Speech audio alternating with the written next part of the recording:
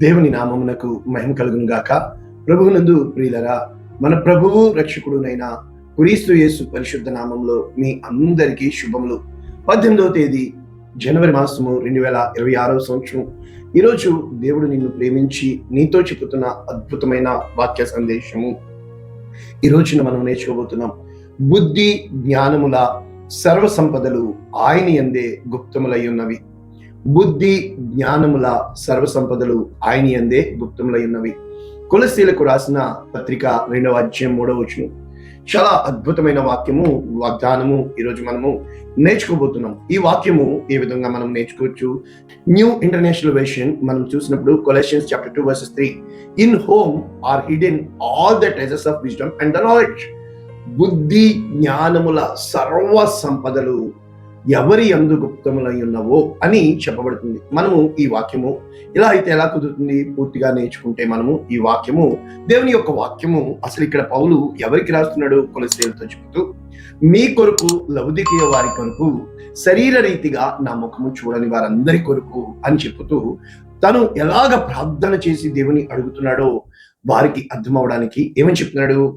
ప్రేమ యందు అతుకబడి సంపూర్ణ గ్రహింపు యొక్క సకల ఐశ్వర్యము కలిగిన వారే, దేవుని మర్మమై ఉన్న క్రీస్తును స్పష్టముగా తెలుసుకున్న వారే హృదయములో ఆదరణ పొందవలని దేవుణ్ణి బతిమలాడుకుంటున్నట్లు, అంటే ఆ కనువిప్పు కలగ చేసేటట్లు, అంటే వారి మనోనేత్రములు వెలిగించబడులాగన, వారు గ్రహించుటకు జ్ఞానము దేవుడు అనుగ్రహించులాగన ప్రార్థనలో పోరాడతారు.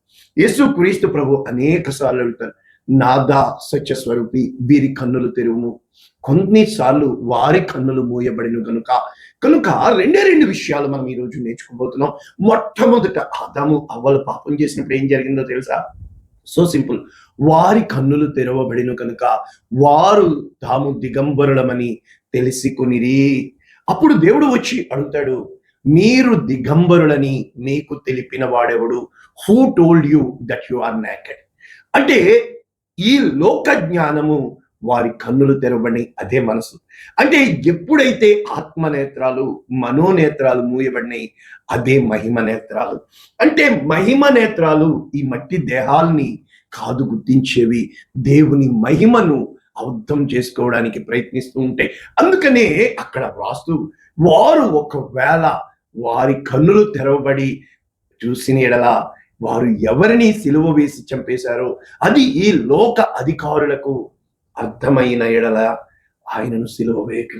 కనుక లౌకిక జ్ఞానము ఈ లౌకిక ఆత్మకి, అదే విధంగా దేవుని ఆత్మకి దేవుని ఆత్మ సంగతులు బయలుపరచబడుతూ ఉంటాయి.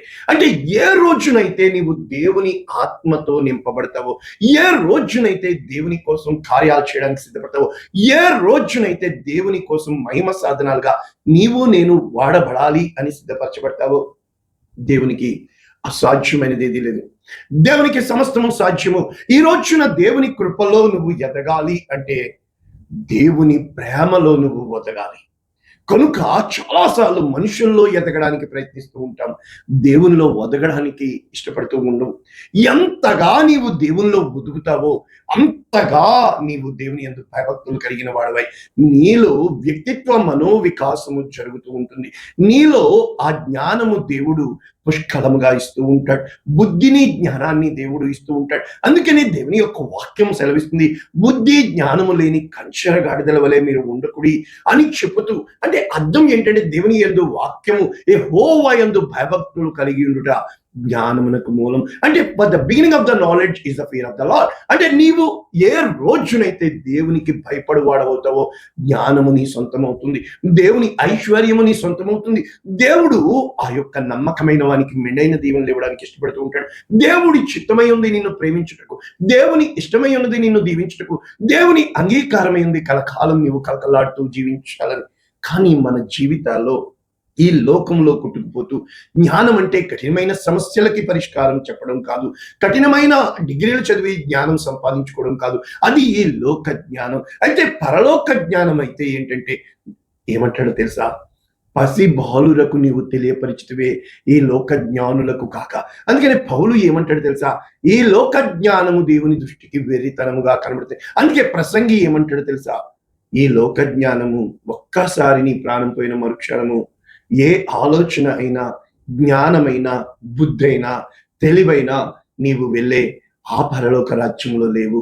కనుక ఎవరు అయితే పరలోక రాజ్యము నిమిత్తము ఇక్కడే తమ జీవితాలను సమయము పోనివ్వక సద్వినియోగము చేస్తూ దేవుని యందు భయభక్తులు కలిగి జ్ఞానములో, అందుకనే దేవుని యొక్క వాక్యం సెలవిస్తుంది, యేసు క్రీస్తు వయసునందు, జ్ఞానమునందు, దేవుని దయందు, మనుష్యుల దయందును వర్ధిల్లుచు, ఆత్మయందు బలము పొంది వర్ధిల్లుచున్నాను. దేవుని ఆత్మ జ్ఞానములో వర్ధిల్లు, కనుక జ్ఞాన వివేకములు కలిగి వర్ధిల్లను. కనుక దానియేలుకి గ్రహించే జ్ఞానం ఇస్తానంటాడు దేవుడు. కనుక ఈ రోజున జ్ఞానము మొర్రపెట్టుచున్నది, సంత వీధులలో కేకలు వేయుచున్నది అంటారు సామెతల నిండా. కారణం ఏంటంటే, నా యొద్ద వెండి కలదు, బంగారము కలదు, పుష్కలముగా నీకు ఘనతని నేను ఇస్తాను అని. ఆ జ్ఞానమే దేవుని యందు భయము. ఏ రోజునైతే నీవు నేను దేవుని యందు భయభక్తులు కలిగి దేవుని చిత్తాన్ని ఎరిగిన వారమే, దేవుని ఇష్టాన్ని అంగీకరించిన వారమే, దేవుని కోసం ఆయత్తపడాలి అనుకుంటామో, అప్పుడు పైనుండి వచ్చు వాటిని పైనుండి వచ్చు జ్ఞానం ఎప్పుడు సమాధానకరమైన, పైనుండి వచ్చు జ్ఞానం ఎప్పుడు శాంతికరమైన, పైనుండి వచ్చు జ్ఞానం ఎప్పుడు నీకు నెమ్మదినిస్తూ ఉంటుంది. ఈ రోజున మన జీవితాల్లో ఏ స్థితిలో ఉన్నామో కాదు, ఏ స్థితి నుంచి నిన్ను దేవుడు తీశాడు, ఏ స్థితి నుంచి దేవుడు నిన్ను నిలబెట్టాడు, ఏ స్థితిలో నీవు పడిపోయి ఉన్నావో ఒక్కసారి జ్ఞాపకం చేసేదే జ్ఞానం. అంటే ఈ లోక జ్ఞానాన్ని పట్టుకుని వెళ్తున్న మనము అది అజ్ఞానముగా చూస్తాడు. అయితే దేవుని యందు మనం క్రిస్మస్ ఈ మధ్య నేర్చుకున్నాం కదా, లోక జ్ఞానులు రాలేదు దేవుని దగ్గరికి, దేవుణ్ణి వెతికే జ్ఞానులు మాత్రమే వెతుకుంటూ వచ్చారు. కనుక దేవుణ్ణి వెతికేదే జ్ఞానం. దేవునికి వ్యతిరేకమైనది ప్రతిదీ కూడా అజ్ఞానమే. అది ఈ లోకంలో ఎంత ఘనమైనది అయినా కూడా అది దేవునికి వ్యర్థమైనదే. కనుక ఈ రోజు మనము నేర్చుకుంటున్న ఈ వాక్య భావము, ఇంకొక మాట చెప్పన, ఆ యొక్క మృతదేహాలను ఆనాడే మమ్మీలు తయారు చేసి పాడైపోకుండా ఉంచారు కదా. కానీ మరి ఏ జ్ఞానము యేసుక్రీస్తు ప్రభు దేహం పాడైపోకుండా 3 రోజులలో, మరి 4 రోజులు ఆ యొక్క మనం చూసినప్పుడు, ఎప్పుడైతే ఆ యొక్క లాజరు మృతదేహము తిరిగి ప్రాణము సంపాదించుకుందో, అదే విధంగా ఎలీషా యొక్క శల్యములను తాకిన ఆ మృతదేహము, శవము తిరిగి జీవం పొందుకుందో. ప్రభువునందు ప్రియులారా, దేవునికి సమస్తము సాధ్యము. ఆయన సమస్తమును సాధ్యపరిచేవాడు. పిండముగా ఉండగానే మనల్ని చూసిన దేవుడు, మన బిడల బిడల బిడల తరతరాలను తెలిసిన అనంత జ్ఞానం కలిగిన దేవుడు. ఈ రోజున దేవుని యందు అనగా మనము ఎలా నేర్చుకోవచ్చు? యేసు క్రీస్తు ప్రభువారు ఏమై ఉన్నారు? బుద్ధి జ్ఞానముల సర్వసంపద.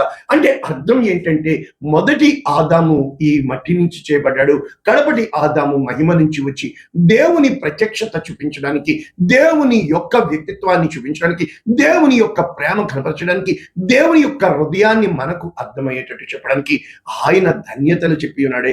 ఆత్మ విషయమై దీన్ని ఆయన ఒక్కొక్క మాట, మీలో పాపము చేయనివాడు నా యొద్దకు వచ్చి వారిని నేను అంత, అంటే ఆ జాలి గల ఆయన కనపరిచిన ఆ జ్ఞానము చూసి, ఇతను వడ్లవాడి కుమారుడు కాడా, ఇతనికి ఈ జ్ఞానం ఎక్కడి నుంచి వచ్చింది?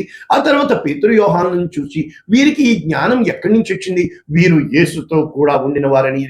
ఏ రోజునైతే నీవు దేవునితో సహవాసం చేస్తావో, the gift of knowledge, the gift of wisdom నీకు ఇవ్వబడతాయి. అవి నీకు కృపావరములుగా ఇవ్వబడతాయి. బుద్ధివాక్యము, జ్ఞానవాక్యము అని రాశారు. The gift of knowledge and the gift of wisdom అంటే బరుగైన వాటిని దేవుడు నీకు బయలుపరుస్తూ ఉంటాడు. అటువంటి ఇద్దరు ఉన్నారు కదా, యోసేపు కలల భావం ఏ విధంగా బయలుపరిచి ఉన్నాడు, దానియేలు కలల భావం ఏ విధంగా బయలుపరిచి ఉన్నాడు, గొప్ప కీడుల నుండి వీరిని తప్పించి ఉన్నారు. మరి ఈ రోజున కూడా దేవుడు నిన్ను నన్ను వాడుకోవడానికి ఇష్టముగా ఉన్నాడని, సిద్ధముగా ఉన్నాడని మనము ఒక్కసారి దేవుని యొక్క వాక్యము చూచినలా, ఎఫెసీయులకు రాసిన పత్రిక 1:17 మీ మనోనేత్రములు వెలిగింపబడినందున ఆయన మిమ్మును పిలిచిన పిలుపు వలన నిరీక్షణ ఎట్టిదో, పరిశుద్ధులలో ఆయన స్వాస్యము యొక్క మహిమ ఐశ్వర్యం ఎట్టిదో. కనుక ఇది మహిమ ఐశ్వర్యము వినియోగించిన, అంటే మన ఎముకలు, ఆ యొక్క దేహము, కీళ్ళు, మూలుగు, మన ప్రతి ఒక్క రక్తనాళాల్ని దేవుని యొక్క గొప్ప జ్ఞానము కనబడుచుంటుండగా, కనుక ఆయన యొక్క శక్తి నేర్చుకోవాలని, తెలుసుకోవాలని, కనుక మనకి అటువంటి హృదయము అనగా జ్ఞానము, ప్రత్యక్షత గల మనస్సు దేవుడు అనుగ్రహించినట్లు నేను మీ నిమిత్తము ప్రార్థన చేస్తున్నానంటాడు పౌలు ఎఫెసీయులతో. అదే విధంగా 3:18 చూచినప్పుడు, మీరు దేవుని సంపూర్ణత యందు పరిపూర్ణులగునట్లు ప్రేమ యందు వేరుపారి సమస్త పరిశుద్ధులతో ప్రేమ యొక్క వెడల్పు, లోతు, ఎత్తు ఎంతో గ్రహించి, జ్ఞానమునకు మించిన క్రీస్తు ప్రేమ అంటే ఈ జ్ఞానము ఉప్పొంగ చేయను ప్రేమ, క్షమాభివృద్ధి. అన్నింటికీ మించినది ప్రేమ అండి. నేను పరీక్షించి తెలుసుకుని మీకు తెలియపరుస్తుంది. ప్రేమను మించిన ఆయుధము ఇంకొకటి లేదు. కారణం ఏంటంటే దేవుడు ప్రేమై ఉన్నాడు, దేవుడు వెలుగై ఉన్నాడు. ప్రేమ సమస్త దోషములను కప్పును, ప్రేమ సమస్తమును జయించును, ప్రేమ లేనివాడు నా వాడు కాడు అని దేవుని యొక్క వాక్యం సెలవిస్తుండగా, ఏ రోజున నీవు ప్రేమ ఉండుటకు, ప్రేమగా బ్రతుకుటకు ప్రయాసపడతావో దాన్ని మించిన జ్ఞానం ఇంకోటి లేదు. ఏంటండి ఎదుటోని చంపేయడం, పగ తీర్చుకోవడం, బూతులు తిట్టేయడం, ఇది కాదు. ఇక్కడ దేవుని యొక్క వాక్యం సెలవిస్తుంది. రోమీలకు రాసిన పత్రిక 11:33 ఆహా, దేవుని బుద్ధి జ్ఞానముల బాహుల్యము ఎంతో గంభీరం. అంటే దేవుని యొక్క ఆయన జ్ఞానాన్ని ఎవరు ప్రశ్నించగలరు, ఎవరు నిలదేయగలరు? ఆయన తీర్పులు శోధింప ఎంతో అశక్యములు, ఆయన మార్గములు ఆగమ్యములు. కనుక ప్రభువు మనస్సు ఎరిగిన వాడెవరు, ఆలోచన చెప్పగలిగిన వాడెవడు? కనుక యేసుక్రీస్తు ప్రభువు కోసం చెబుతూ బైబిల్ నిండా ఆయన మూలముగాను, ఆయన వలనను, ఆయన కొరకు సమస్తము చేయబడి, ఆయన నీ కొరకు నా కొరకు బలియాగముగా చేయబడి ఉన్నాడు. ఇది జ్ఞానం. అంటే ప్రాణము పెట్టుటలో జ్ఞానం ఉంది, ఎందుకంటే ఆయన తిరిగి తీసుకొనగలడు కనుక. కనుక పాపము క్షమించుటలో జ్ఞానం ఉంది, ఎందుకంటే ఆయన పరిశుద్ధుడు కనుక. ఆయన కన్నీరు కార్చి మొర్ర పెట్టాడు, ఎందుకంటే ఆయన కన్నీటి బాష్పాల్ని ఆనంద సంతోష బాష్పాలుగా మార్చగలడు కనుక. ఆయన తన సర్వశక్తిమంతుడై ఉండి ఎట్టివాడై, పేదవాడై, తన ధనవంతుని పోలికగా కాక దరిద్రునిగా నీ కోసం నా కోసం, అందులో జ్ఞానం ఉంది. దేవుని యొక్క వాక్యం ఈరోజు జ్ఞానాన్ని ఈ లోకంలో వెతుకుతున్న నీవు నేను మన హృదయంలో జ్ఞానాన్ని వెతుక్కుంటే ఒకే ఒక్క మాట చెప్పన, హృదయాన్ని ప్రేమతో నింపుకుంటాం. ఎందుకో తెలుసా? క్షమించేవాడు ధైర్యవంతుడు, క్షమించేవాడు జ్ఞానవంతుడు, పగా ప్రతీకారాలు తీర్చేవాడు మూర్ఖుడు. ఏ రోజునైతే నీవు నేను దేవుని యందు భయభక్తులు కలిగి, దేవుని యందు శ్రద్ధ కలిగి, దేవుని రాజ్యము కోసము, అందుకే దేవుని యొక్క వాక్యం సెలవిస్తుంది, మొదట నా రాజ్యమును నీతిని వెతుకుడి, అప్పుడు అవన్నీ మీకు అనుగ్రహింపబడును. కనుక ఆయన రాజ్యమును వెతకాలి అంటే ఆయన్ని రాజుగా అంగీకరించాలి. మన హృదయము అనే రాజ్యానికి ఆయన రాజుగా చేయాలి. అప్పుడు దేవుని యొక్క జ్ఞానము మన ఆలోచనలని, మన మార్గాల్ని, మన తలంపులని, మన నిర్ణయాలని క్రమమైన పద్ధతిలో ఉంచుతుంది. అక్రమమైన మార్గంలోనికి వెళ్ళము, దేవుని మార్గంలో మనం వెళ్ళడానికి ఆయత్తపడతాము. అటువంటి కృప దేవుడు మనకి అనుగ్రహించుగాక. పరిశుద్ధుడా, ప్రేమ కలిగిన తండ్రి, నీ కృపలో మేము ఉన్నాము కనుక, నీ కనిక్రమంలో మేము ఉన్నాం కనుక, నీ చిత్తంలో మేము ఉన్నాం కనుక, నీవు నిత్యముగా నీ ప్రేమతో మమ్మల్ని నింపండి రాజా. నీ కృపని మాకు అనుగ్రహించండి రాజా. దీనుల పట్ల, పేదల పట్ల, బలహీనుల పట్ల దయ కలిగి ఉండుట నేర్పించమని యేసు శ్రేష్టమైన నామమున దీవిస్తున్నాము తండ్రి. Amen. God bless you all. దేవుడు మిమ్మల్ని దీవించును గాక. ఆమేన్.